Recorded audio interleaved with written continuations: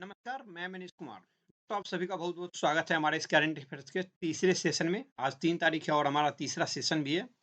तो स हमारे जो करंट अफेयर्स इसमें हम कवर करते हैं polity, history, statistics, law and international और जितने भी इम्पोर्टेंट न्यूज़ होते हैं उसको हम कवर करते हैं। चलिए शुरुआत करते हैं अपने करंट अफेयर्स से। दोस्तों हम अपने चलते हैं पहले सवाल की तरफ और सेशन के तीसरे सेशन है इसलिए 21वां सवाल होगा क्योंकि 20 सवाल ऑलरेडी हम कर चुके हैं। हमारा 21वां सवाल है दोस्तों, what is the name of China space agency?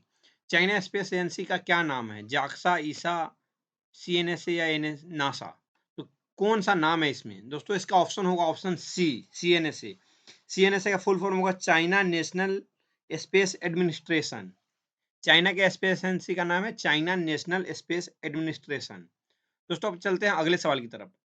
दोस्तों अगला सवाल हमारा कहता है what is the name of Russia space agency? Russia का स्पेस एजेंसी है उसका क्या नाम है? रोस्कोमस, स्कोमस, इसरो या नासा? दोस्तों इसका आंसर होगा रोस्कोमस। ए ऑप्शन होगा। शॉर्ट नाम से जाना जाता है रोस्कोमस, लेकिन इसका फुल फॉर्म जो होगा रशियन फेडरल स्पेस एजेंसी और इसको रोस्कोमस के भी नाम से जाना जाता है, इसलिए इसका नाम होगा रशियन फेडरल स्पेस एजेंसी, पूरा नाम है इसका। दोस्तों अपने अगले सवाल की तरफ चलते हैं। हमारा जो अगला सवाल है कहता है what is the name of USA space agency? United state of America का स्पेस एजेंसी उसका क्या नाम है? जाक्सा, ईसा, इसरो या नासा?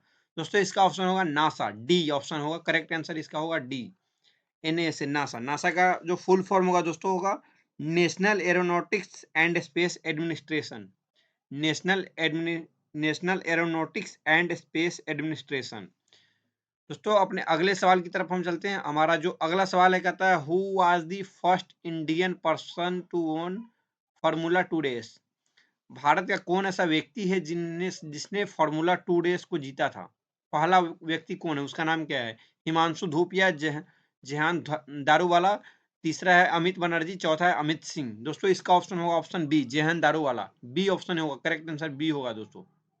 आगे बढ़ते हैं अपने अगला सवाल हमारा कहता है Indian old parliament designed bye, जो इंडियन का जो ब्रिटिश काल का जो जो पार्लियामेंट है उसको डिजाइन किसने किया था? जो डिजाइन मतलब उसका डिजाइन जो ढांचा तैयार किया था उसका डिजाइन कौन बनाया था?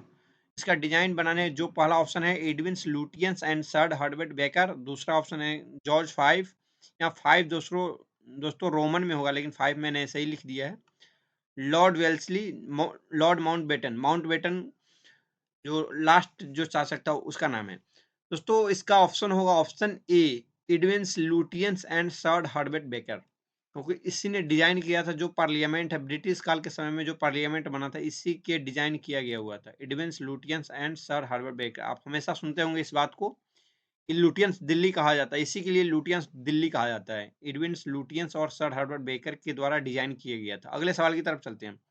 दोस्तों हमारा अगला सवाल कहता है Indian old parliament built during, मतलब जो पार्लियामेंट बना था किस समय से लेकर किस समय तक बना था, कितना टाइम लगा था? पहला ऑप्शन 1985 टू 1999, दूसरा 1921 से 1927, तीसरा 1901 से 1907, चौथा 1930 से 1933। दोस्तों इसका ऑप्शन होगा ऑप्शन बी, 1920 टू 1927, 1921 से 1927 तक बना था। 6 साल में कंप्लीट हुआ था पूरा बन के, तो ऑप्शन होगा बी। तो चलते हैं अगले सवाल की तरफ। दोस्तों हमारा अगला सवाल कहता है which British king shifted India capital Kolkata to Delhi and which year? पहला ऑप्शन जॉर्ज वन, यहाँ पे सब रोमन में होगा, जब लैपटॉप में नहीं मिला था मैंने ऐसे टाइप कर दिया इसको। पहला ऑप्शन जॉर्ज वन 1911, दूसरा जॉर्ज टू 1911, तीसरा जॉर्ज फाइव 1911, चौथा जॉर्ज वन 1910। दोस्तों इसका ऑप्शन होगा जॉर्ज फाइव 1911, 1911। जो जॉर्ज फाइव था किंग था यूके का, क्योंकि उस वक्त ब्रिटिश की कॉलोनी थी इंडिया, इसलिए जो भारत का कैपिटल था शिफ्ट किया गया था कोलकाता से दिल्ली 1911 ईस्वी में जॉर्ज फाइव के द्वारा चेंज किया गया था राजधानी को। पहले कोलकाता थी राजधानी, उसके बाद दिल्ली किया गया था 1911 ईस्वी में। दोस्तों अगला सवाल की तरफ चलते हैं। अगला सवाल हमारा कहता है who is the known as the father of Indian fibre optics? किसके मतलब किसको जाना जाता है इंडियन फाइबर ऑप्टिक्स होता है, फाइबर बिछाने का जो काम होता है, फाइबर जो ऑप्टिकल फाइबर होते हैं, ऑप्टिकल फाइबर ऑप्टिक्स के बिछाने का जो मतलब ऑप्टिकल फाइबर्स के फादर किसको कहा जाता है? Who is the known as father of the Indian fibre optics? Vrindar Dev, Narendra Singh Kapani, Ishita Pande, Vrindar Rajbhar. दोस्तों इसका ऑप्शन होगा ऑप्शन बी, नरेंद्र सिंह कापानी। कपानी, नरेंद्र सिंह कपानी को जाना जाता है father of fibre optics, Indian fibre optics इस इन्हीं के द्वारा जाना जाता है। दोस्तों अगले सवाल की तरफ चलते हैं। हमारा दोस्तों अगला सवाल करता है what is the percentage of gender gap in India? क्या परसेंटेज है जेंडर गैप का? होल ओवर जो गैप है, एक फील्ड में नहीं बोल रहे हैं, पूरे जितना फील्ड है अगर सभी को मिला दिया जाए तो कितना जेंडर गैप है इंडिया में? 21%, 70%, 19% या 16.2%? दोस्तों इसका ऑप्शन होगा option D, 16.2%, 62.5%, sorry 62.5%। D option इसका करेक्ट आंसर होगा, क्योंकि जेंडर गैप जो इंडिया में है मेन और वुमेन में, उस सबसे ज़्यादा गैप है 62.5, सबसे ज़्यादा नहीं सॉरी 62.5% है। और अगले सवाल की तरफ चलते हैं। अगला सवाल हमारा दोस्तों का आता है which year Facebook bought Instagram and how many cost pay for it? मतलब फेसबुक ने इंस्टाग्राम को किस ईयर खरीदा था और कितना पे किया था इंस्टाग्राम को खरीदने के लिए फेसबुक ने?